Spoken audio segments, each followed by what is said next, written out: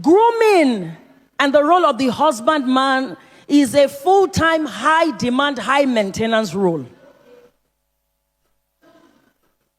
So you have to, and when it comes to grooming, the husbandman of the garden pays attention to the specificity of the soil. Have you noticed? He knows if it is humus soil, what kind of soil it is.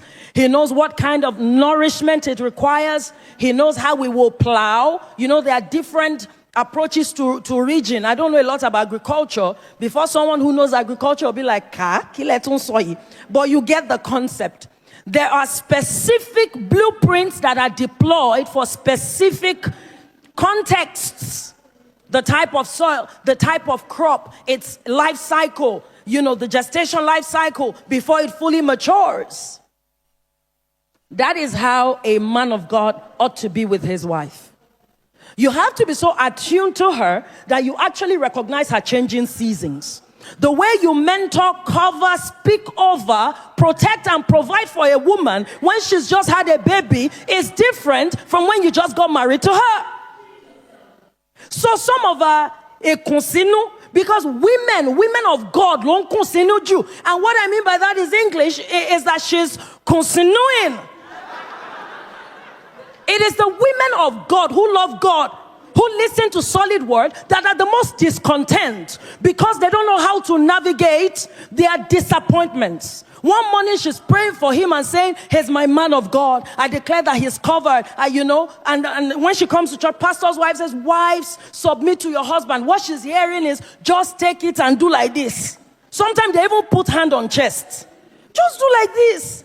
A woman learns humility. You are not Jesus Christ. It's not through your marriage you were meant to learn obedience by the things you suffer. No. The Christian race has sufficient consecration that your marriage should not become your prayer assignment again and your internship for suffering. Will it always be rosy? No. Will there be things God asks of you that make you holy but don't make you happy? Yes. But primarily when we serve one another, there will be love and joy in the home.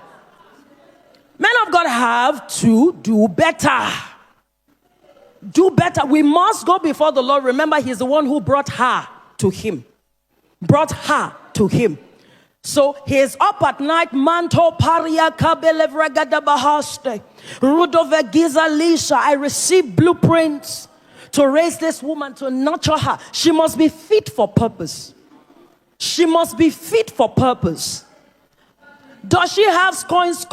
Perfect. Is the very thing you are anointed for. She has EUs. Perfect. Christ invites the bride when she is blemished. And then he gets, remember, one of the words God gave us from Genesis 2:15 is that husbandman walks it. He walks the garden. If your marriage as a husband is not putting you on your toes, you're not doing it God's way. You will take a retreat to just say, sweet Holy Spirit, what are the answers? See the way I'm putting it aside as if I have another plan. Amen and amen. Right? So these are the highlights the Lord put in my heart for you. And the moment we start to specifically steward our roles in marriage, we'll have a home that honors him. And our marriages will be a representation of God's kingdom on earth. In Jesus' name, amen. Let us pray. Lord, we thank you. We bless you from our hearts. And we receive grace to do your will, to walk in the fullness of your purpose. Thank you for healing hurts. And thank you for giving us a template now to run with, to the glory of your name. In Jesus' name, amen. Amen. God bless you.